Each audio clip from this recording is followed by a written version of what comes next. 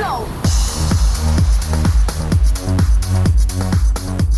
Welcome to episode 115 of the Gluttons For Punishment Podcast, or GFP, a Toronto Maple Leafs and NHL podcast hosted by Michael Lepore and Anthony Bruno. Thank you so much for listening and watching us on YouTube as well. We really appreciate the support from everyone in GFP Nation. We are nearing the start of the NHL season. It's getting exciting. Now, listen. Players have not reported to training camp yet. That's going to happen soon. But we're still extremely excited because there's some juicy news going on. Mike Babcock. I mean, no matter where this guy goes, there's always something. There's always something with that guy. And now he's in the middle of a scandal in Columbus. So most of this episode is going to be us breaking down this whole situation with Babcock and the Columbus Blue Jackets players and him asking for photos on their phones. It's just a bizarre situation. The NHLPA has gotten involved. So we're going to give you our thoughts and opinions on everything that's going on with that. And we're also going to talk about the NHL's Eastern Conference. And Lepore and I are going to have a little back and forth. We're going to go over some different scenarios that could play out this season. So I promise you want to stay tuned until the very end of this podcast, because it's going to be great. But before we get into all that, it is time to officially welcome in my partner in crime, Mr. Michael Lepore. How you doing today, man? Anthony Bruno, as always, happy to be here recording a pod. It's a sunny day here in the nation's capital, and we're in mid-September, so positive news. But speaking of sun, Bruno, you look a little dark. You want to tell the audience why? Yes, Lepore, I got a little tan going on. That's because I just got back from Portugal. Oh, I thought you were going to say a little gym tan laundry in Woodbridge. I'm past the GTL days. You know what?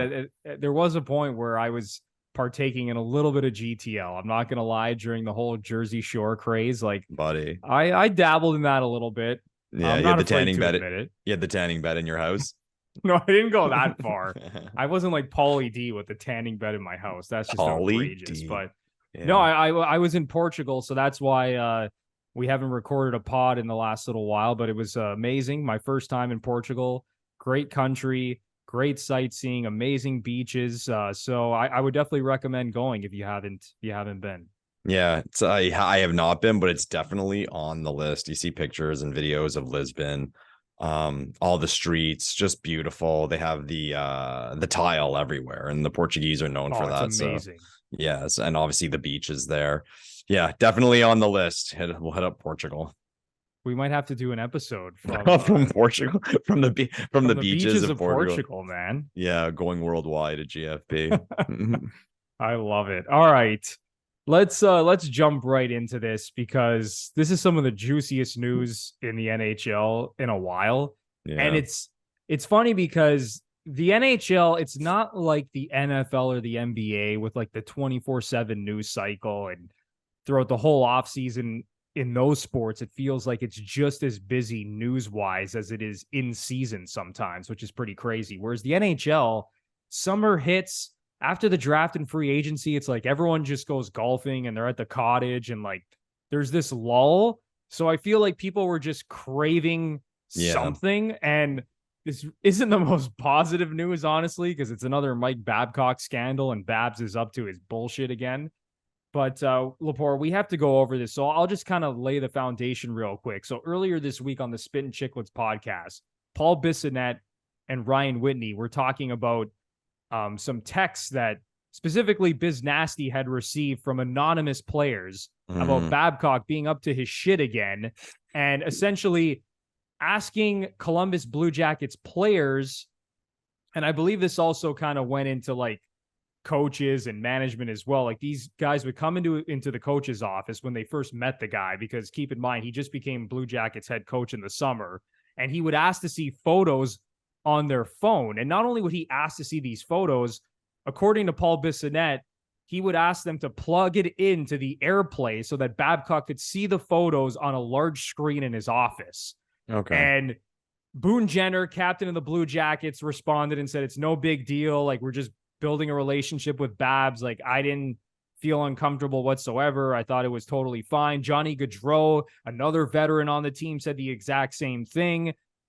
the Blue Jackets released a statement. It seemed like they were kind of squashing it, but where there's smoke, there's fire. Paul Bissonnette stood by his comments and said, Whitney. no, like, I've been hearing from multiple players, and it seems like some of those texts, Lepore, I don't want to speculate, may have been coming from some former Leafs, maybe a former Red Wing, who knows, right? But it looks like he's been doing this now at multiple stops, and we don't have all the details, but again, I kind of believe Paul Bissonnette in this case.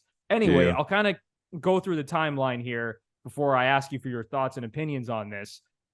Then it got escalated because an Elliot Friedman reported that the NHLPA and their representatives had a meeting with the Columbus Blue Jackets players and described it as intense. And then the NHLPA also met with the NHL at the NHL head office in New York City. And now everything seems to be up in the air, and Babcock's future in Columbus is honestly in doubt at this point. Like, he could get fired. He could get fired before we even release this podcast, Lepore. So it seems like there's an ongoing investigation. We don't know how this is going to play out, but this does not look great for Mike Babcock. No, there were some reports today that he was going to be fired by the end of the day. Like, jeez. I heard there was buzz, and then I checked nothing from Friedman or Chris Johnson, any of those guys, but there was buzz that Columbus was going to lay the hammer down, or they're going to be forced to lay the hammer down. This is a tough one.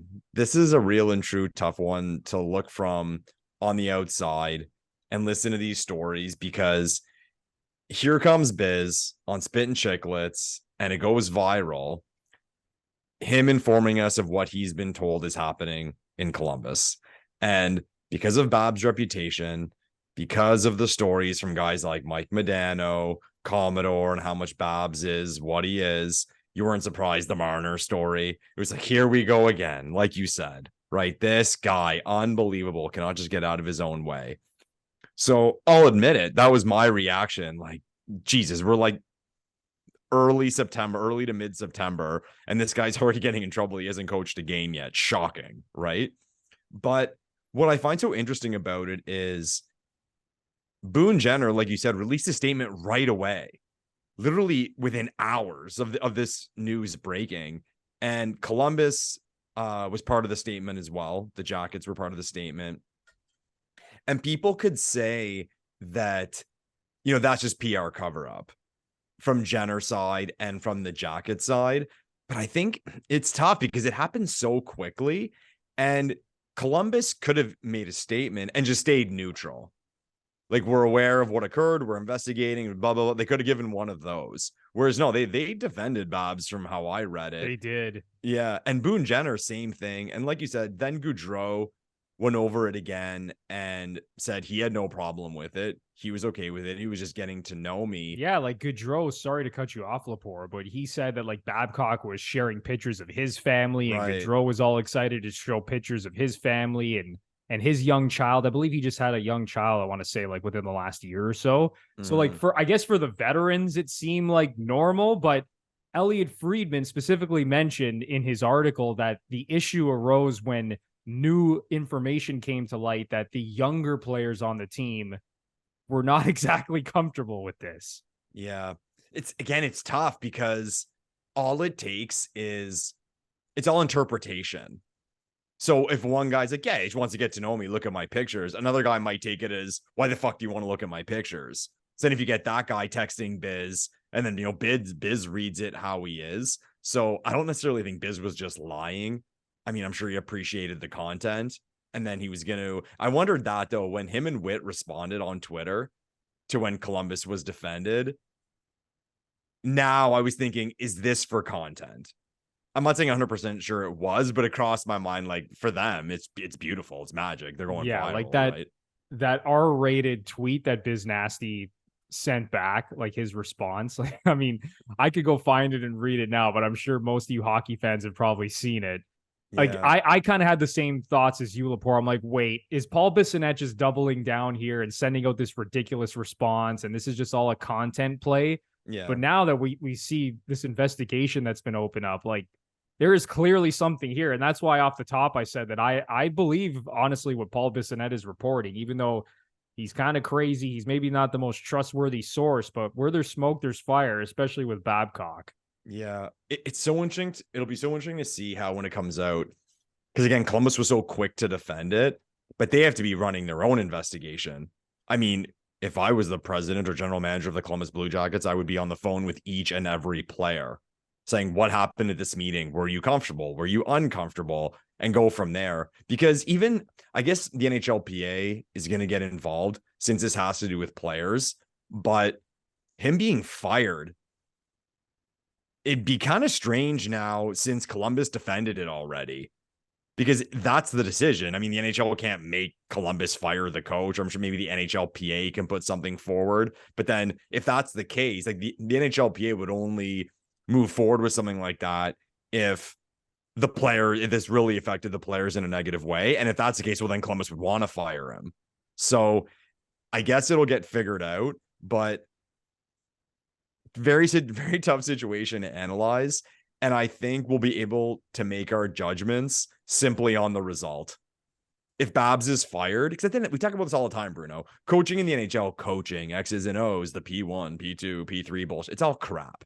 It's how much the players like you, want to play for you, and are willing to go to war for you. That's it. Really. Who cares? If you're the best X's and O's guys in the world, but you're an asshole, I'll say it, nobody cares. Mike Keenan, last time I checked, he's coaching the Italian national hockey team. This is a guy that was coaching the Philadelphia Flyers to Stanley Cup finals. He coached Team Canada in the Canada Cup. He coached Gretzky when he went to the Blues, and now he's coaching the Italian national team because no one likes him. So I'll make my judgment just based on the result. If Babs is fired, well, something must be true, like true, that a lot of players were uncomfortable. And if he's still there, then I'll be like, you know what? There was just a misinterpretation, and I'll think it was the right call. Because like I said, all it takes is like two guys to be like, what do you mean you want to see my pictures? And who knows? And at the end of the day, these guys are people. These players are people, even though we look at them differently because they're professional athletes. All it takes is a little bit of insecurity or, again, misinterpretation to think, oh, he wants to spy on me. And all it takes is a couple guys to find it, to go to feel this way, to text Biz, and now it blows up. And then even that, well, the NHL now is going to run an investigation, or the NHLPA, I should say. So I'll judge it by the end, but if he keeps his job, it'll mean that the players are content to have him around. And at least the veterans, the guys that matter, are. So if he keeps his job, I'll push it under the rug. Those veteran players were in such a tough spot. And I'm talking about Boone Jenner and Johnny Gaudreau, because think about it, like this guy gets hired in July as their new head coach. And it's not like the Blue Jackets are considered like this great team and, oh, they're going to make the playoffs this year because of Babcock. But it's like, all right, like they're building up like this nice young core. They just drafted Adam Fantilli. They landed Gaudreau in free agency last year. I mean, they were horrific last season, but then they bring in Babcock. It's like, all right, like we're making some progress here, and training camp hasn't even opened, and now this shit drops on them. And it's like, I think those veterans were in a tough spot. It's like, what are they supposed to say? Were they going to come out and just sewer him? Yeah. It seemed like Jenner and Gaudreau genuinely did not feel uncomfortable about anything. Like, and again, it's like what you said. I think the whole thing is open to interpretation, right? It's like if you're an older guy with a family and kids, and Babcock's like, oh, where were you up to this summer? Like, I'd love to see some of your photos of your trip to Italy or something like that. And then Johnny Gaudreau's like, oh, great. Like, you know, here's my kid, my wife, here's my father and mother, and we went on this trip and that trip. And then Babcock showing pictures. But if you're like Adam Fantilli, you were just drafted, you're a teenager, and Babcock's like, hey, I want to see your phone. Show me some pics of what you were up to this summer. And I don't know, but some of these young guys, who knows what they've been up to in the summer, right? Yeah, like, well, what did Biz say? Like the throbbing dick pics that were going to show up on the big screen. Like, who knows? Oh, right? He sent out a great tweet. Oh God, I got to pull it up because I was just like cackling at it. Oh man, I got to go. Maybe you can go through his timeline and find it. But yeah, it was. Anyway, it's like these younger guys on the team, right? Like, they were partying all summer. Maybe, listen, not all young guys are like, I'm just going to come into the NHL. I'm a single guy. I'm going to party all day. But I'm sure there's a lot of guys who are still doing that. And I'm sure there's several Blue Jackets players who are like, shit, I don't want to show Babs my phone. I just met the guy and he's asking to see pictures. It's just so weird. It's like, can Babcock just learn from his mistakes? Like the shit that happened that came to light about Johan Franzen in Detroit, where he like just berated the guy. And then this guy had like mental health issues and it caused him to spiral out of control. And then the whole thing with Mitch Marner in Toronto, where he asked, I believe Marner at the time was a teenager, and he asked him to rank his Leafs teammates based on work ethic. And not only did he do that, he then shared Marner's list with the entire team.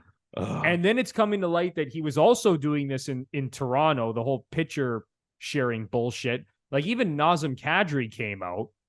He was asked by a reporter, and Kadri actually had the same response as Jenner and Gaudreau-Lepore, where he said, yeah, like this happened in Toronto, but it wasn't really a big deal. But then you have all these anonymous texts that Biznasty's getting, and they're like, yeah, like, fuck this guy. Like, he needs to be exposed. Who knows? Like, maybe that was coming from a former Leaf. So, again, it just seems like the whole thing has been open to interpretation based on, you know, who you are, where you are in life. Like, again, if you're a family man, sure, I'll share my pictures. But if you're a younger guy and you've been out with like strippers and you've been at the clubs and stuff like that all summer, it's like, no, I don't want to fucking show you what's on my phone. It's an invasion of privacy. It's like, can't you just stick to fucking coaching? Can you not just stick to coaching and the X's and O's and getting the team to like you? It just seems like he has no awareness whatsoever about what's right and what's wrong in 2023. And I don't think he learned a single thing from his time off when he was coaching like the Saskatchewan Huskies,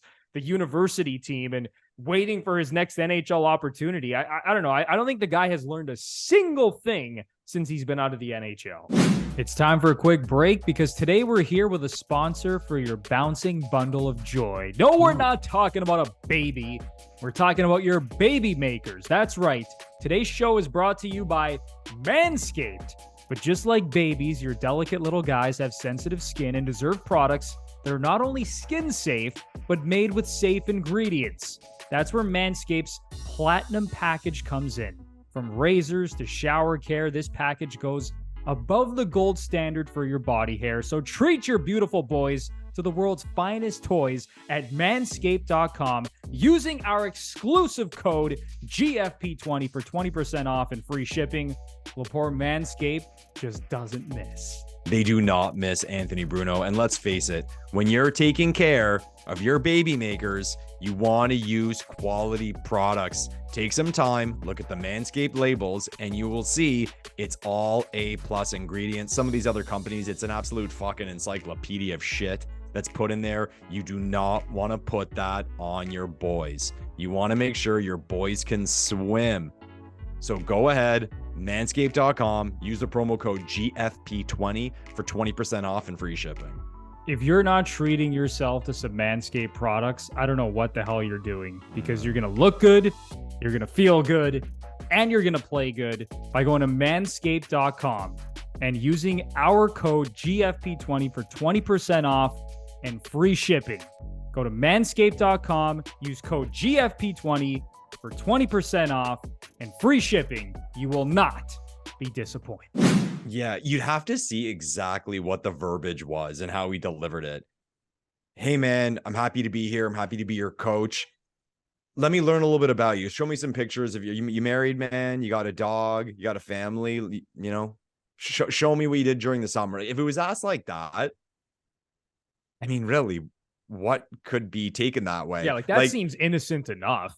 Could he have been, or give me your phone or show me your phone? He's delivered it like that. Well, no, what do you mean? But if he opens it up with, I'd like to get to know you. Show me your family. Show me your girlfriend. Show me your dog. Show me the vacation you went on. Did you golf this summer? Like those conversations. I don't know, man. It's tough for me. Like you seem full blown on side. He's still an asshole and it was a big mistake. I'm still on the fence, I think, because I maybe I give people too much credit sometimes, but could he be that stupid? Could he be that stupid? It's not that he's stupid, Lepore. I think he just completely lacks like awareness for like what's acceptable in society these days. And again, like I don't want to like maybe society's gone a little bit soft with certain things, but it's just like, why are you like there's other ways to get to know your players and for your players to like rally around you and like you as a coach. And you don't have to go down this route where you're telling players to put their photos on AirPlay so you can see it on the large screen in your office. Like, it's just fucking weird. Even if it was asked in an innocent way, like, it's just weird. Like, if you ever had, I don't know, like a coach when you played sports growing up, or even like, I don't know, like even like a teacher or a boss at work that did anything even remotely close to this, like, it's just fucking weird, Lepore. That's the way I look at it. The more I think about it, though, it all comes down to one thing. Right? Why the fuck was he hired in the first place? Whatever happened here, it's like Columbus could be there and saying, you know, Babs did nothing wrong, but you put yourself in this situation because you hired him. And let's face it, it's about there's more sensitivity to this than it would be another coach because of Babs' history. For example, like if Keefe did, I mean, he's not new, but if Keefe did that, it's like, well, he has no reputation of being a weirdo or sewering players. Whereas now players almost have their guard up, I would think. So maybe they're a little bit defensive, but I found the tweets from Biz and Whitney, and Biz has a hard time with English, but I'll do my best. Tell Babs to knock off the bullshit. Enough with putting guys on the spot in the coach's room, asking them to link their phones up to airplane mode and grilling them. I've had tons of players confirm it. Smarten the fuck up, Babs. Shove your statement up his ass, he wrote. And then Whitney wrote, when players from Columbus make a statement that the categorizations of Babcock from Miz and myself are false, just know that's bullshit. I feel bad putting the players in a tough spot, but Babcock is a complete weasel and should not be coaching in the National Hockey League. Fucking awesome, man. Wow.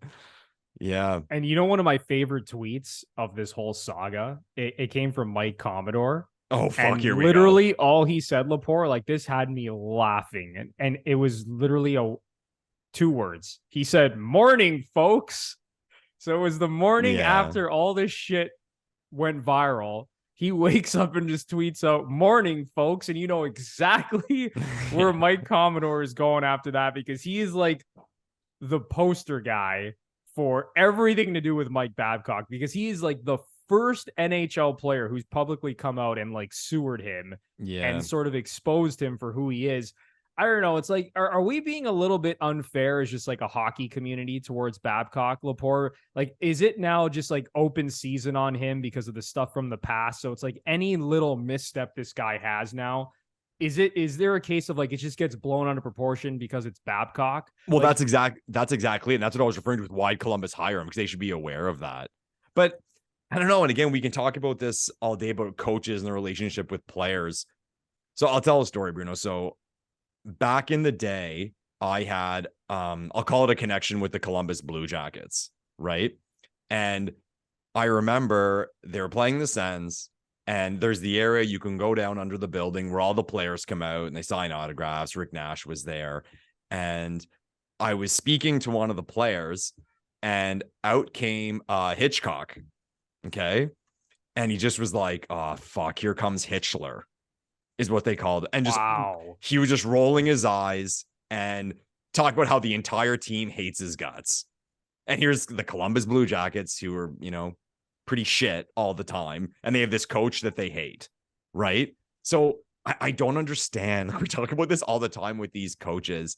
It is just a merry-go-round of coaches. They're recycled.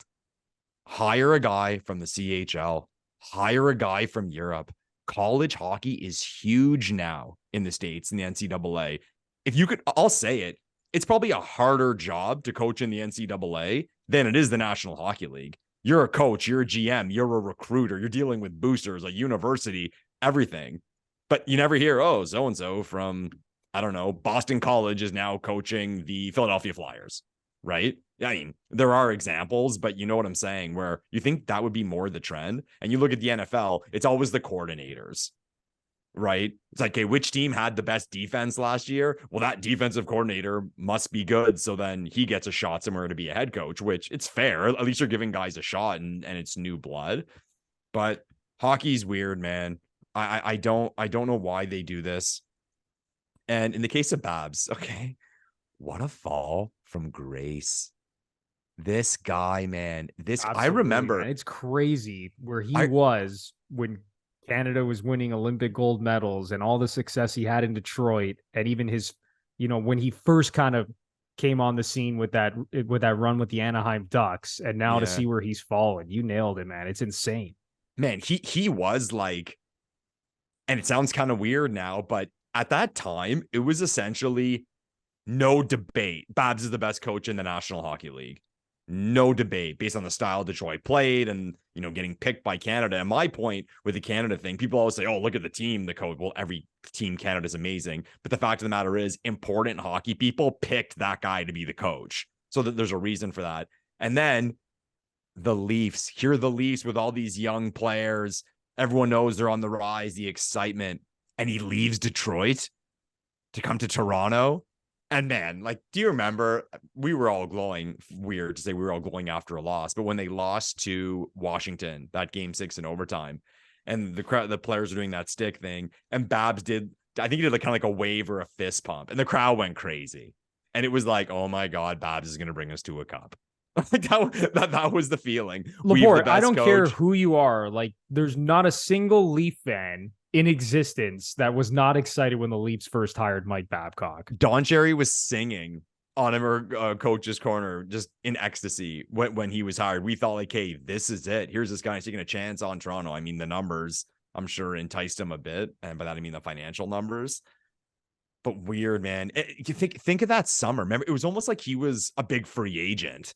It's like, who's going to get him? It was like landing the biggest free agent player. Yeah. Like when we found out that Babcock was on a flight to Toronto, and then we heard that the Leafs were going to like $50 million floating out there. And it's like, oh my God, it's like, who cares? Give him as much money as possible. Like, we don't give a shit. Just bring in Mike Babcock. Like, oh my God, Team Canada, Mike Babcock, Stanley Cup winning head coach. Bring this guy in. He's going to lead us to the promised land. Yeah. Yeah. And there was even, I remember following on Twitter, and it was like, so-and-so team is out. So-and-so team is out. So-and-so team is out. And you're getting excited because, like, well, you're running out of teams, and the Leafs are still in it. How excited we were! Weird, man. A book. Babs came out with a book, I think, while he was coaching the Leafs. A book when he's done, maybe written by someone else who by Mike Commodore and Paul Bissonnette. Yeah, well, I'm sure they're working on that. Yeah, that's great. They're going to start a separate podcast just talking about Babs. But again, like, what a roller coaster, man. What a roller coaster. I mean, it's crazy. I actually love the point you brought up about coaches like Mike Keenan and Babcock and Ken Hitchcock and how players hate their guts. If you think about it, all of those coaches are from the same era, even Daryl Sutter for that matter, right? John Tortorella. Yeah, the old guys. They're all from that era where the players fucking hate their guts. And what happens is that sometimes they'll come in and there will be a stretch of 1 to 2 years where it works, and they get people to buy in, and they get the entire organization to buy in, but then they wear you down. They just wear you out when it's the same bullshit day after day. So maybe it works for a year or two, and you turn things around real quick, and it's like, oh, wow, Daryl Sutter, he came in and he worked his magic. John Tortorella, oh my God, now all of a sudden this team is playing great defensively and our goaltending's better and things are working. And then the next year, people start to get tired of it. And it's the same thing with all these guys. And a lot of these guys have been very successful, but I think we've entered an era now where that shit just doesn't fly anymore. Ken Hitchcock, Mike Keenan, Daryl Sutter, John Tortorella, Mike Babcock. They're all cut from the same cloth. It's as simple as that. Yeah. What's strange is the lack of awareness of how, when I say coaching, I mean the personality of coaches has changed, as well as the personality of players. Okay. So I've said on the pod before, I'm around my nephew's hockey team. I was one of the coaches last year, and we grew up, and like, I sound like an old person here, but we grew up with a coaching style of like hard motivation, backs against the wall, let's go. And essentially cornering the player into like, you got to get this done, right? It's black or white. We got to win. We were totally in that era, and it was okay. You could talk to kids like that, right? And I see these kids today, And here I am again, sounds like an old person. You can't do that. And when I say you can't do that, I'm not even pointing to political correctness. They don't respond to that. They do not respond to that. And like, we'll say it. The famous Canadian stories of, you driving from the rink with your dad or to the rink with your mom or dad, and like the speech they would give you of like, okay, Bruno, this is the championship game. This team beat you last time. You have to give it to them and show them you guys are That doesn't work on kids now. It's just positive reinforcement, and we're going for ice cream after. And people can laugh at that and they can judge it all day long, but we're here now. And I find it so amazing that these teams and these management groups don't recognize that, because let's face it, the NHL is a young league. So these coaches who are getting recycled, Babs brought the Ducks to the finals in 2002. Yeah, 2002, 03, I believe. Was it? A long ass time. Oh, sorry, no. 20 years ago. It was 03 because it was Jersey they lost to. Yeah, it was Jersey they lost to. So think of that. We're almost 20 years ago. There's players in the league that were not born, and essentially the rest of them were babies and children. So it's a whole different era of people. And like I said, you can judge it all day long. You can call kids soft, right? And that's kind of our natural reaction because that's what we grew up on. That type of coaching. Yeah, that's how I grew up playing minor hocky. That's 100%. What my dad used to do on the way to the game. Coming home from the game, if I played a shitty game, he would lay into me and be like, you were trash. The coaches would yell at us. Like, it was a different time. And I totally believe everything you're saying, Lepore, because you're in rinks all the time. You're in minor hockey rinks every week with your nephew. And I know that you see what's going on these days with the coaching styles and how the players respond. So, I mean, it's a different world, man. Yeah, like I have memories of, so a little background story on Michael Lepore. So growing up athletically, my main focus was soccer, and I played like House League A hockey. And I remember being in a tournament, and we were in the championship game, and my line was on early, and we got scored on. And again, we were kids. I don't remember exactly how old, but maybe 10 or 11 or something like that. We get scored on. We get to the bench. Our coach ripped us an asshole. He ripped us a full-blown asshole. And this is House League, and we were kids, and no one thought anything of it. Yeah, nothing. You're like, this is just normal. This is normal. No parents talk. complain. No parents complain. Oh, yeah, they were shit. Give it to them. Like that was kind of the opinion. But things have changed, and I find it amazing how these teams, management groups, they don't recognize it. That it's just different. It's just different. And even beyond sports, I always make the point that in a lot of cases, whether it's sports or business or politics, the reason why things seem kind of behind the times all the time is because, let's face it, the people making decisions have been around a long time. So they're old. So they have old school mentalities. But in this world of sports, it is your job to recognize that. And I find it unbelievable. It's embarrassing, to be honest. And you know what else? I'll finish with this, Bruno. Columbus is getting what they deserve now. You guys were a joke all last year. You hire Babs. Everyone's laughing at you. And I'll even say maybe Babs did nothing wrong, but you put yourself in this situation by hiring him. Bingo. You could have hired anyone. No, let's go with him. Well, rightfully or wrongfully, people are going to shit on you because of the reputation of this guy. It's crazy. It's craziness, Bruno. So to close out this conversation, then, if you had to put your money on it, do you think Babs is going to get fired? No. I think the players, I think the Goudreau speaking, Jenner speaking, I think that's going to save him. I think that's going to save him. Lepore, and Columbus, for that matter. I have this suspicion that something is happening behind the scenes right now, especially with all of these tweets from Elliot Friedman. The NHLPA had a meeting with Columbus players, and again, they described it as intense. And then the NHLPA, their representatives, met with the NHL representatives in New York City at the NHL head offices. And I'll read the latest tweet from Elliot Friedman here before I tell you what I think is going to happen, as I pull it up from Freech here.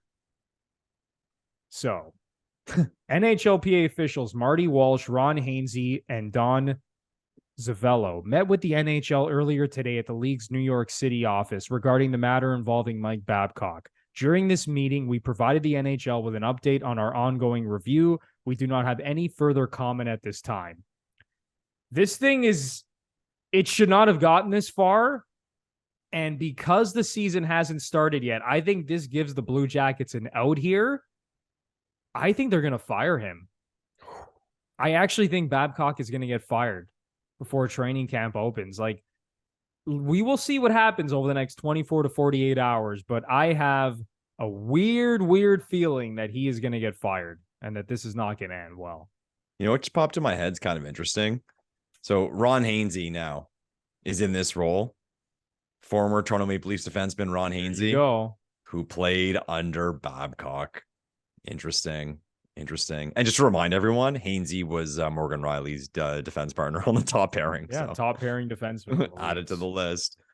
Wow. Yeah, so we'll see how this plays out over the next 24 to 48 hours. I'm sure we're going to find out more news very, very soon here. So stay tuned, everybody. And I'm sure we'll talk about this on the next episode of the GFP podcast. But what it could be too, Bruno, is legally the Jackets in the NHL are trying to figure out all the intricacies of eliminating the contract, because you're owed your money as a coach. Well, if this is happening, Columbus is like, no, we're not paying him for a case like this, whatever his contract is, the term, I don't know, but that could be part of it where the NHL is involved.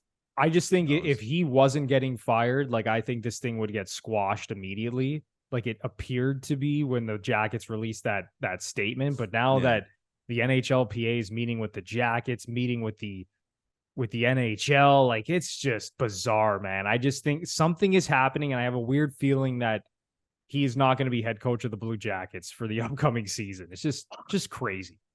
But anyway, let's move on now. That's enough Babs talk. Let's talk about the NHL's Eastern Conference. It's going to be such an interesting season because the Boston Bruins are obviously going to take a step back without Bergeron and Krejci. The Leafs, at the start of free agency, people were pissed off and saying, oh my God, Brad Treliving has no idea what he's doing. And then it quickly switched to, oh my God, he brought in Tyler Bertuzzi and Max Domi.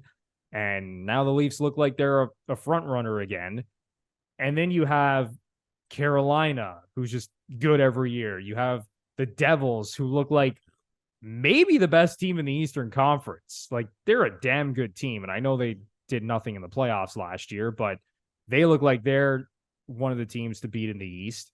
And then you have like the veteran teams like Pittsburgh and Washington. So, and then you have like the other young upstart teams like Buffalo and Ottawa. I mean, I shouldn't even call Ottawa an upstart team anymore because Lepore, like, they just stink. Here we go, Bruno. I mean, I'm not even going to start. Don't get me started here. I'm just going to steer clear of that. I've bashed the Ottawa Senators enough. But anyway, there's a lot going on. So let's do a little back and forth here, posing some questions about some things that could happen in the Eastern Conference this year. Do you want to go first, or do you want me to ask you the first question? You ask me. You ask me, Bruno. I'll be put on the spot first. Okay, do you want a Leafs question or a non-Leafs question? You can ask whatever you want. That's the game here. You can do whatever you want. We'll go. Well, you're gonna ask me more than one question. So okay, no, I'll start with the Leafs then. Do you think the Leafs are going to? You think they're going to win the President's Trophy? And if you don't think they're going to win the President's Trophy, do you think they're going to finish as the number 1 seed in the Eastern Conference? It's a tough question. For some reason, and this is not even a true positive thing in my eyes, I think the Leafs are going to have an explosion of a regular season. I think maybe they do break their mark of 115 points. Whether or not they're going to win the President's Trophy, I mean, it changes every year. If you get some random team that puts up like 135 points, or if 120 points, they'll do it. I think they'll be in the discussion, and I know that's kind of like a safe answer, but it's tough because both divisions are competitive as well. Like, there's no real easy wins anywhere, but I say they come second. I say they have the second best record in the East, and it's the second best record overall. That'll be my answer. Okay, so you think the top 2 teams in the league are gonna come from the Eastern Conference this year? Yeah, I'll guess. I want to say Jersey. Again, like this young team, regular season, and that's always, you don't want to call it like a mistake these young teams make, but like this focus in the regular season. And then when teams get older, you can tell, like Tampa, it's like, yeah, they know what they're doing. Like they're hanging around now. They know it's not worth going full throttle, where these young teams just go, and maybe they can because they are younger and they have the legs. Whereas the older teams know they have to save their energy a little bit. But yeah, for some reason, I'm thinking Jersey's got it this year. This will be like their coming out party of their trajectory's been on the rise. But I think for Jersey now, it's like real and true. We're fuck you good. Get out of the way. So. Yeah, they're like one of the deepest teams in the league at this point, and they have a really nice cap sheet as well. Again, every star player in the NHL, Jack Hughes included, they all just sign 8-year deals at reasonable numbers, but not in Toronto. The only reason I think the Leafs are really in play to win the President's Trophy, and I've been saying they're going to win the President's Trophy for the last 3 years, I think Matthews is going to have a big bounce back season. And when Matthews goes into fuck you mode and he starts, he hits 50 goals and he's at 55, I think and Marner's probably going to finally hit 100 points this year after he had 99 last season. I think they're going to be at a point where it's like, all right, we're chugging along here. Like, let's go for it. Let's finish as the number 1 seed. Let's have like a major fuck you season after everyone, Yeah. I don't want to say people like shit on the Leafs last year for going out in the second round to the Panthers. Like they finally got over the hump, but there's still like this negative energy towards the Leafs. And I think they want to give a big FU to the league. And I think it's going to come with a President's Trophy victory. Yeah, and then when they go in the first round, it's going to be then they're going to lose in the first round to Ottawa. So it's going to be great. Exactly. It's going to be fantastic. Fantastic. And that's why I said before, when I was saying I think it's really in play and they could do it, I don't necessarily mean that as a positive thing. I won't care. And I've said before in the show, it's a nightmare of mine, the Leafs winning the President's Trophy. You have said that multiple times. Oh, we don't need that. You better win the cup, boys, because even a finals loss, we're gonna have to hear about, they won the trophy. That doesn't matter. But so I'll ask you sort of like a response question to something you touched on. Okay, it'll be one of those, what is more likely? Okay, what is more likely on the Toronto Maple Leafs, Bruno? Mitch Marner finally and deservedly gets 100 points in a season, or Matthews scores, I'll say 50. Ooh, that's a really good question, because if you had said Matthews scoring 60, I would have instantly said Marner getting 100 points, just because it's easier to get 100 points than it is to score 60 goals, in my opinion. And I think the math would bear that out. But that's a great question. You know what, Lepore? I'm going to say Matthews scoring 50 is a little more likely, because think about it, like he had, I don't want to call it a bad season. Like that's just stupid. No, he did for his standard. Like, oh, Matthews was trash last year. Like, go look at his stats from last season. Like in an off year, in 74 games, he had 40 goals and 85 points. Yeah, but for his standard, he was probably playing with a bad wrist pretty much the entire season. Like, I'm gonna say, I think here's what I will say. I think Marner's going to get 100 points, and I think Matthews is going to score 50 goals. But I will say, even though it might be kind of crazy and the math is kind of against me, and this goes, against like sort of the numbers and stats that I believe, I think it actually is more likely that Matthews scores 50 than Marner getting 100 points, because I think Marner could get stuck on like 97, 98 again. Maybe he misses a little bit of time. I mean, Matthews could miss time as well, but when Matthews like really gets rolling, I mean, he's going to score 50 just falling out of bed based on what he did in the previous 2 seasons. Like he scored 60 in 73 games, 41 in 52 games in the shortened season. And then the year before that, it was like that first season that was paused by COVID. He had 47 goals in 70 games. Yeah. So like, I mean, if he plays like 75-ish games, like he's going to score 50. Okay. Anyway, all right. So you want me to go next? I guess it is my turn. It is your turn, Anthony Bruno. Okay, so not focusing on the Leafs, let's go to another team in the East. You know what? Screw it, Lepore. I'm just gonna, because they are your second favorite team. Oh fuck! Here we go. I knew the Senators question was coming. Are the Ottawa Senators going to make the playoffs this year? You're doing that to me, eh? I had to do it. I'm pausing because I mean, Tough. it's tough. If I had to guess, it's one of those weird things because my brain says yes, but my gut says no. And I'm wondering if that feeling in my gut is just sort of confirmation bias of like things that have happened to them in previous seasons, both within their control and not in their control, of injuries, getting off to slow starts. I mean, they had problems. They were hit with the COVID stuff worse than anybody else. But if I had to say yes or no, I'll go with my brain. So I look at the lineup, and it's the old saying of you don't really have to show off that much to make the playoffs. It's that consistent record of just, 5-4 or whatever it is consistently. And you look at that lineup, they replaced Brinkett with Tarasenko. I think Kubalik was a nice add to the depth. And if they have an injury, he can move up. There's Pierre Dorion was on TV yesterday saying that he's feeling pretty good about Pinto signing before camp starts. Korpisalo and Nets. I'll go with my brain and say I think they do. I think they sneak in. I think people are giving. I don't want to say. People sometimes fall in love with teams or they fall in love with stories. I don't believe in Buffalo yet. I like their team a lot. Like someone posted their under 26 team, and it's absolutely bananas. I mean, whenever this was posted, I mean, maybe guys are older now, but Thompson, Dahlin, Cousins, Millsad, Quinn, Peterka, Samuelson, Power, goes on. Levi, Ostlund, Kulik, Benson, like they're stacked. Nice young core, man. Yeah, they're stacked and they're young, but I still think there is that like jump for them where they need like 1 year of getting close, where for this Ottawa group with, Giroux and Chabot have been around. Yeah, they're a more veteran team. Kachuk's a Kachuk, but what I will say, and I'll end it with this, okay? What I will say about this team, and Sens fans, comment down below. I'd like to hear your take on this. There's been a lot of positivity around the Sens, okay? And I have made the point that here, I'm in this city. There's been sort of this like, and maybe because I'm a Leafs fan, I'm used to negativity. Everyone's pumping their tires all the time. Like, oh, this player's amazing, or we such a great young team. And it's fine to feel that way. But when bad things are happening, I find that nobody was getting pissed off. Almost like the standard and expectations were too low. But on the other side of that, well, it's all positive all the time. And Sanderson had a good year last year. He signed his deal.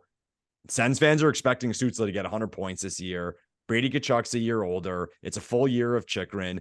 And everybody keeps talking about how good they are or how much better they are. They're this up-and-coming team, okay? I think it's up to Chabot, Tkachuk, and Giroux to keep this team in check, because I think they have a legit shot to make the playoffs, but it's not going to be easy. So if they're going in thinking that like they're the shit and whatever, because everyone's telling them they are, it's not going to happen, because it's going to be hard. There's going to be a team that we're not even considering that's going to be good, or like way better than we thought they were going to be. And those spots are hard with all the strength in the Metro division. Who knows how many spots will be available from the Atlantic. So I think to me, that's a story of this year. They got to go dialed in. And we've seen before, this team gets out to slow starts. They got to start well. We touched on before how they got to stay healthy. You can say that about any team, but this team has to get their confidence full blown right away, I think, to make it. But long story short, Bruno, if I think they're going to make the playoffs, if you gave me like the pie chart and said which one's more than 50, I'd say yes, I think they make it. Here's all I'm going to say. The Senators are going to miss the playoffs by 1 point. Yeah, maybe. Well, what's interesting too, right? If he was, is this team going to make the playoffs? Like last year, the 8 seed had like 92 points. And then the year before, it was 100. So I think they'll be if I had to guess, I think they'll be in the 90s. I think that's kind of how I look at it, but that might not be. They have to be in the 90s. Exactly. If they're not in the 90-point range this year, everyone's getting fired. Like, that's just a disaster. But then is that going to be good enough? Like, that's the question on like the they're going to need at least 94 to 100 or 94 to 95 points I should say. The magic number, I think they say like historically is 96. I think like get 96. I think is the number that they always. Because last year the Panthers got in with 92, and they finished 1 point behind the Flames, who didn't get in the Western Conference. Yeah. So I mean, it all depends, right? It's a year-to-year thing, but typically you need somewhere in the mid-90s to have a decent shot of at least getting a wild card spot. And I think the Senators are going to finish 1 point shy. I think I've broken down the Senators like a million times. I'm not even going to get into it because I could probably go all day, but they're improved. They're going to have a better season than last year, but they're going to miss the playoffs by 1 point. That's all I'm going to say. There you go. Okay, last question for Bruno. Let's go. This is a fun one. Who are the top 3 teams in the Atlantic after 82 games in order? Wow. It's a good one. That's a great question. And we kind of talked about this on a recent show, and I'm kind of going back and forth. So here's what I'll say. I'm confident the Leafs are going to win the Atlantic Division. I know, you're a Leafs homer. Fuck you. You're so biased. The Leafs are going to win the Atlantic Division, okay? That is like, there's no doubt in my mind. It's who's going to finish 2 and 3. The Boston Bruins are not going to be a top 3 seed. Like, that's another team that I think is in that Ottawa range where they're going to have like a mid-90 point season and maybe miss the playoffs. So I'm going to say it goes Leafs. And listen, I know the Panthers are banged up heading into the season. And listen, like Tkachuk is now back to full health, but like Montour. You like the Panthers, eh? I think the Panthers are going to finish second in the division. Ooh. I think it's going to go Leafs, Panthers. And I know this sounds so boring. And then I think the Lightning are going to finish third. I still think that there's a gap between those 3 teams.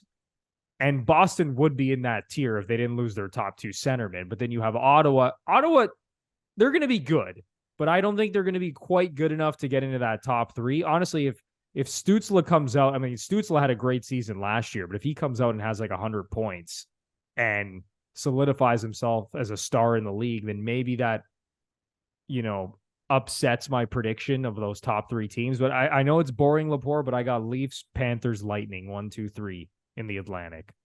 Okay. So you think Florida's going to make it? Because if you think Florida's second, you think they're going to be easy 100 points then. Yeah. And I know, even like I was talking to my friend recently about this. He's like, but man, like Florida has all these injuries, like heading into the season, all the guys that were banged up from the cup run. I just like that team. I think they're deep. I think they got a lot of great players. And I think I don't think Tampa's quite as good as the Leafs or Florida. Like I think, and again, Tampa could just be in like, we're just coasting into the playoffs mode like they've been doing now for the last like 2 or 3 years. So I'm going to stand by that. Who knows? I might change my mind a month from now, right when the season starts, but that's what I'm going with my top 3. Battle of Florida in the first round. Everyone will be tuning in, all the diehards.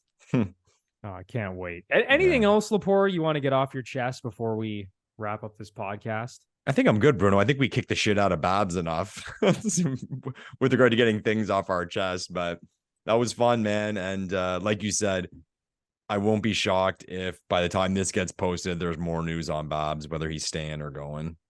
Yeah, I think we're going to find out very soon. I'm hoping that by the time we release this podcast, there's already not news out that he's been fired or that, honestly, I mean, whatever happens. We're going to release the podcast, but I think we're going to find out very, very soon what's going to happen with Mike Babcock and his future as head coach of the Columbus Blue Jackets. Yeah. But that is going to do it for episode 115 of the Gluttons For Punishment Podcast, or GFP, a Toronto Maple Leafs and NHL podcast hosted by Michael Lepore and Anthony Bruno.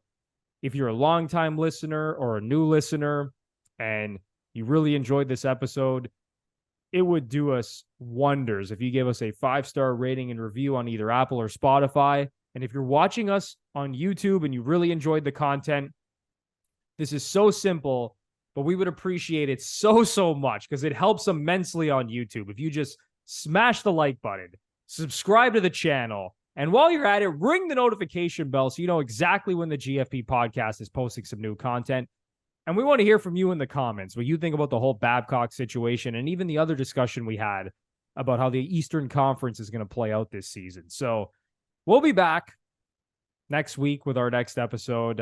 We'll probably have the Babcock news and hopefully some more Leafs news to talk about as well. But until then, enjoy your time. I mean, maybe you have a little bit more time off before the NHL season starts, and then you're going to be not seeing much of your family and friends. Yeah, sitting on watching the couch, hockey all the time. Yeah, shit.